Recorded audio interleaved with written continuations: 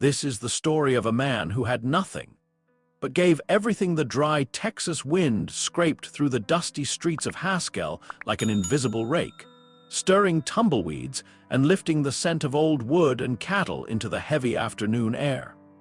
On Main Street, nestled between a weathered barber shop and a laundromat that hadn't changed its neon sign since 1963, sat a narrow, creaky building with a rusted tin roof and a crooked wooden sign that read Martin's Goods. It wasn't the kind of place that caught your eye if you were new in town, and if you were local, you already knew the man behind the counter, Eli Martin. Eli was a wiry man in his late 50s with deep crow's feet around his eyes and sun-darkened skin that spoke of years under open skies. His white button-down shirt was always tucked neatly into his faded jeans, and he wore a tan canvas apron with oil stains, pencil marks, and a stitched-on patch from when it tore back in '97.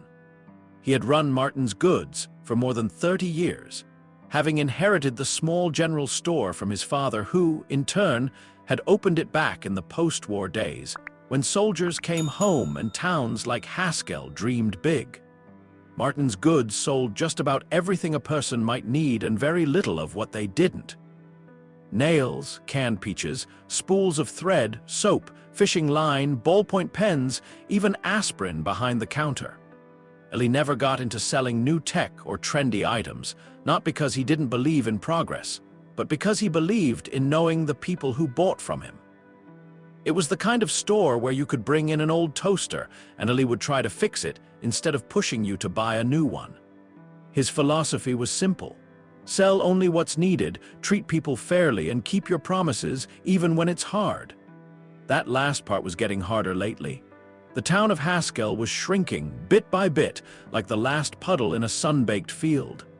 Young folks moved to Dallas or Austin or farther still, chasing jobs, degrees, and lives where the sidewalks buzzed with electric scooters and lattes cost $7. Eli didn't blame them. Dreams didn't always grow in dry soil. But it meant fewer customers, fewer steady sales, and more nights where he stared at his ledger under the dim lamp, chewing the end of his pencil and wondering if there'd be enough to pay Jim Wright, the milk delivery man, come Tuesday. He owed nobody else. Eli was careful like that, but the bills were stacking up. The refrigerator unit at the back hummed a death rattle and the icebox needed replacing. The property tax had gone up again, and then there was Clara.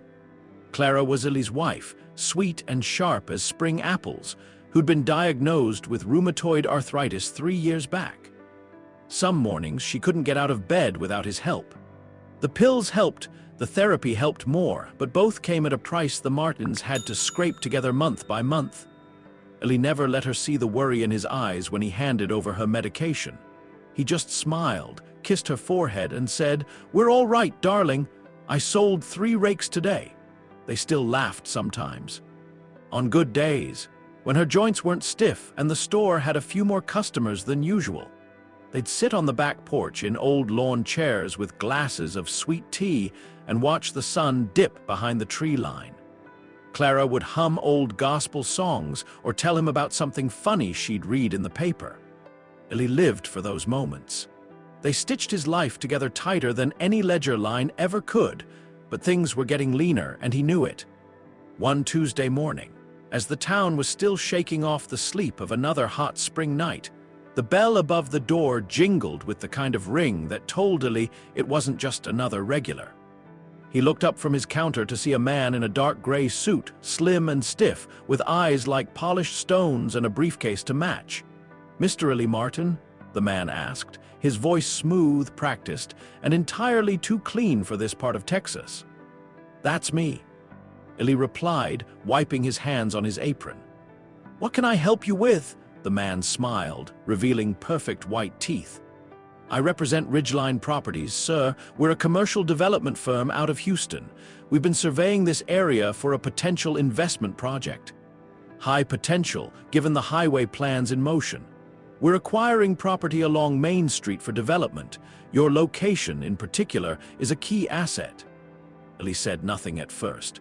He just looked at the man, then passed him out the window where the sky was starting to gather clouds. The man continued, We're prepared to offer you a very generous buyout, double market value, cash if you prefer. We believe in fair dealings. Eli blinked slowly, his jaw tightening just a notch. I'm not interested in selling. You haven't even seen the offer. I don't need to. The man's smile faltered. Mr. Martin, I understand loyalty to tradition, but this area is changing. You could retire. Move closer to better care for your wife, perhaps. That touched a nerve. Eli stood up a little straighter, the lines on his face hardening like sun-baked clay. This store isn't just a building, son. It's a part of this town, part of me. My wife's care isn't up for discussion. Now I'd appreciate it if you'd leave. The man adjusted his tie, nodded curtly, and placed a white envelope on the counter. Should you change your mind, our number's inside. He left with a nod and a click of polished shoes on old wood. The bell jingled again, sounding oddly hollow. Eli didn't open the envelope. He tossed it into the drawer under the counter and went back to stacking soup cans. But that night, after Clara had fallen asleep and the house was quiet save for the creaking of old floorboards, he did open it. The number was real, and the figure inside made his stomach lurch. It was enough to pay off all his debts, move somewhere closer to a good hospital for Clara, and still have money left over to breathe easy for once. But he couldn't. It didn't feel right. It felt like selling the last honest part of a life that had already been chipped away by time, hardship, and loss. Days passed. The man returned. Twice. The second time he brought a higher offer. Eli turned him down again, this time with less patience. After that, no one came, but whispers spread through town.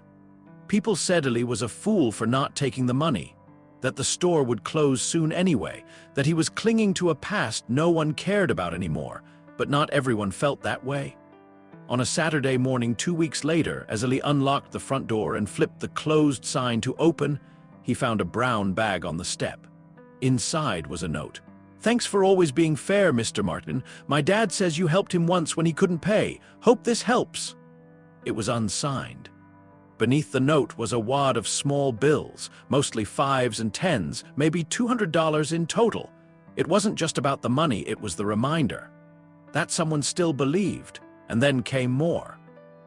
Mrs. Langley, the retired schoolteacher, started coming in weekly to buy thread and jams she didn't really need. Billy Myers, who worked in the grain mill, insisted on paying extra for his weekly supplies. Consider it a service fee, he joked, avoiding Eli's eyes. Word spread, but not the kind Eli feared.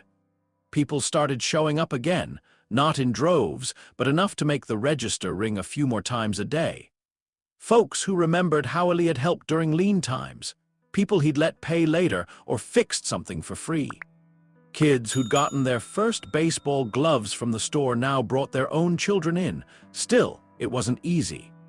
Clara had a rough spell in late May. The doctor said her treatment needed to be adjusted, and that meant more expense. Eli didn't tell her how tight things were getting.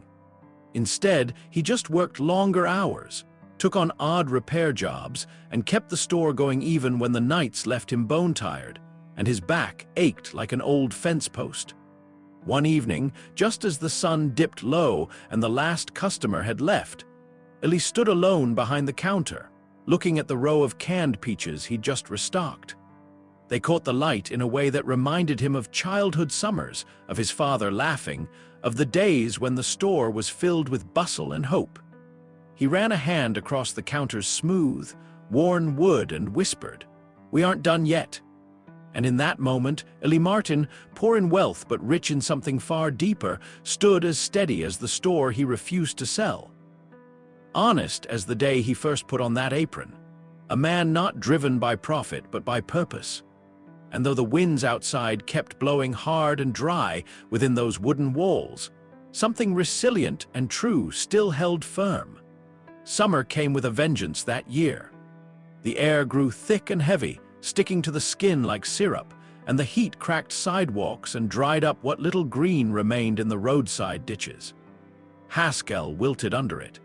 People stayed indoors longer, fans spun louder, and tempers wore thin like the soles of old boots.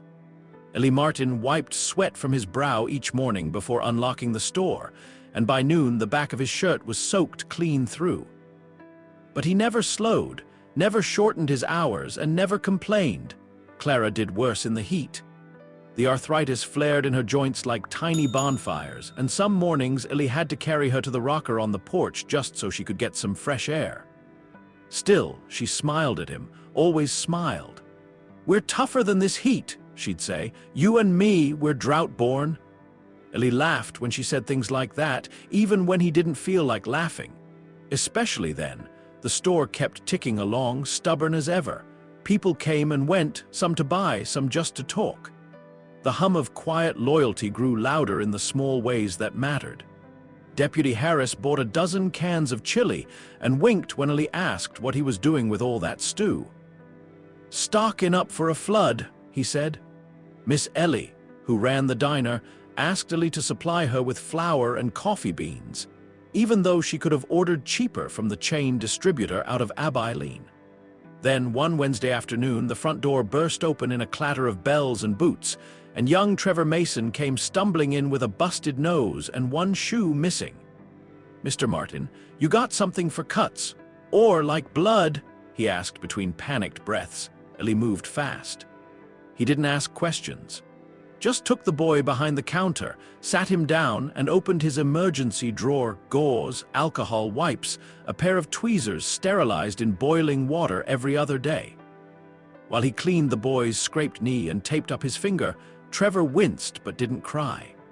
"Bullet again?" Eli asked gently. Trevor looked away.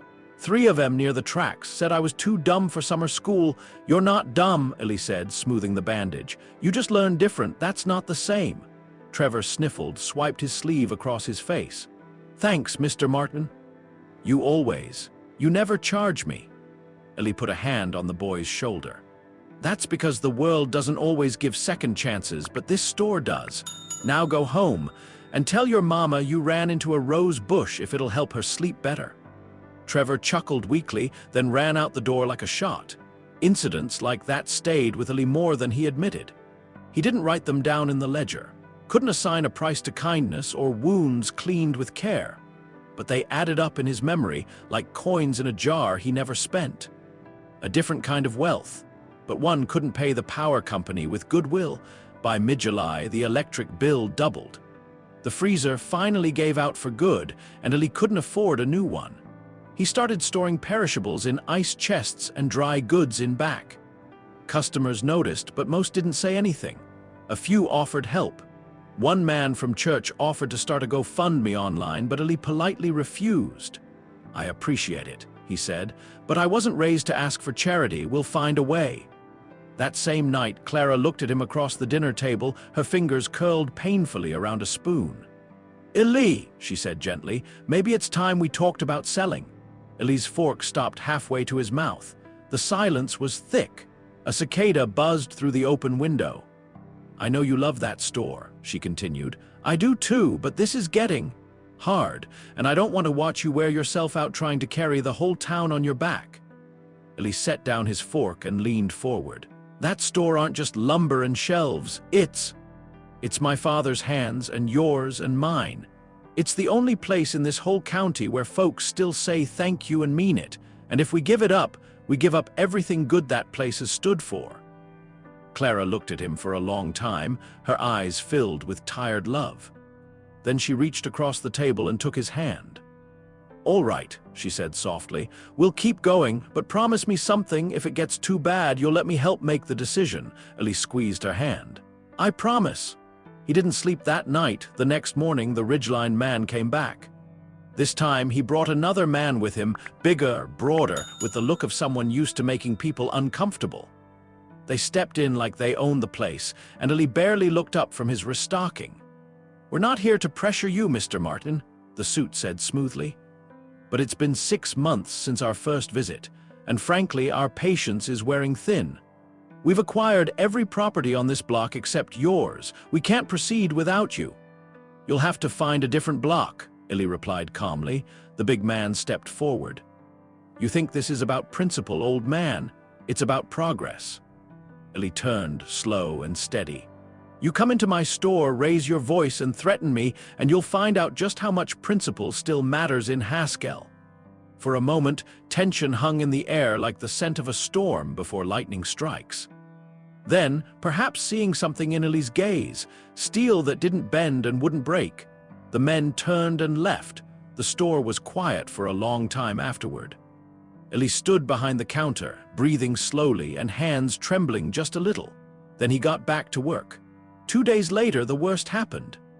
Clara collapsed in the kitchen. Eli found her on the floor, unconscious, a pot of boiling water steaming nearby. The ambulance came in under 10 minutes, but to Eli it felt like a year. The hospital was a blur of beeping machines, white lights, and murmured terms like inflammation spike and fluid retention. Clara stabilized, but the doctor was clear. She needed closer medical supervision. She couldn't go back to a house with steep stairs, to a town an hour away from the nearest specialist. Eli sat beside her hospital bed that night, holding her hand while she slept. Her fingers were frail, skin like parchment, but still warm.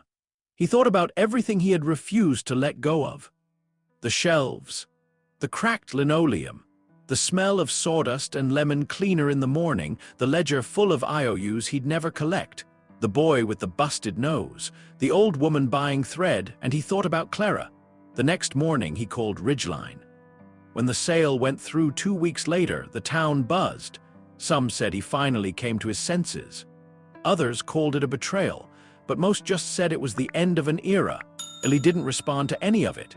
He simply locked the front door of Martin's Goods one last time, turned the sign to, closed, and walked away with Clara on his arm. But that wasn't the end. With the sale money, they moved into a small one-story home just outside Abilene. Clara got better care, better rest, and Eli, well, he found himself volunteering. At the church, at the local shelter, at a small school where he fixed things for free and taught kids how to use tools and build birdhouses. Then, one Sunday afternoon, he got a letter. No return address, just a hand-scrawled note. "Mr. Martin, I wanted you to know I opened a store, just a little one south of Waco. We don't have much inventory yet, but I remember what you taught me. Sell what's needed, treat people fairly, keep your promises. Thank you for everything. Trevor Mason." Eli folded the letter, tucked it in his wallet, and smiled. Some roots don't die when you pull them up. They grow again, in new soil. And sometimes, a poor but honest shopkeeper doesn't just leave behind a store, he leaves behind a way of life. Autumn arrived in Abilene with soft winds and golden leaves that danced across the sidewalks like notes of an old country song. The days grew cooler, and for the first time in years, Eli Martin didn't rise before dawn to open a store. He rose instead to help Clara into her sweater, to walk slowly with her beneath trees shedding their colors, and to sit quietly on a porch swing they'd hung together the first week after moving in. Clara's health improved steadily under the care of a specialist in town. She had more good days than bad now, could hold a teacup without wincing, and sometimes even managed to cook simple meals again, beans with cornbread, just the way Eli liked. He'd always loved her cooking, even when it was just warmed leftovers and half a smile. Now he loved it more because it came with renewed light in her eyes. The house they lived in was small, just 2 bedrooms, with a modest yard and a maple tree out front that Clara insisted was whispering something kind every time the wind passed through. Eli had spent the first month fixing little things, wobbly cabinets, squeaky floorboards, the back gate that stuck in the heat. It kept his hands busy, but not always his heart. That part took longer. For the first time in half a century, Eli no longer had a place where people needed him, where shelves waited to be stocked, or counters wiped down at dusk. The silence was different than what he'd known. Not peaceful, just hollow. He missed the noise of his old life.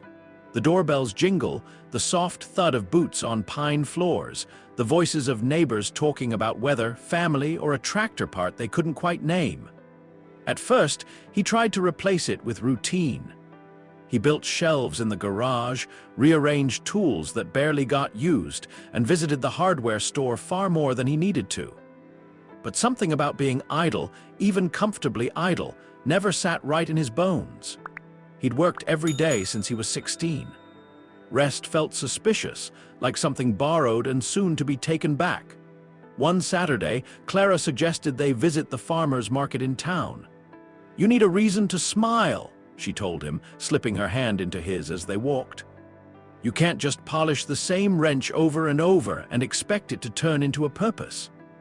The market was small but lively, set up in the parking lot of the old fairgrounds.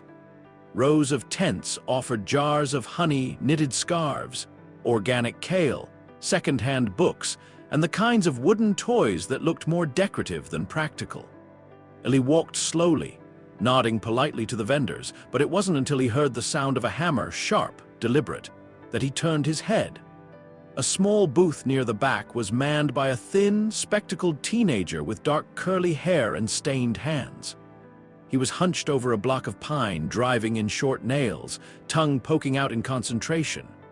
A sign above the booth read, "Build a box, learn basic tools, pay what you can." Eli stopped, watching. The boy looked up after a moment and smiled. "Hey there, sir, want to make one or help someone else?" Eli chuckled. "Help, maybe. I've built more boxes than I can count." The boy stepped aside eagerly. "Name's Jonah.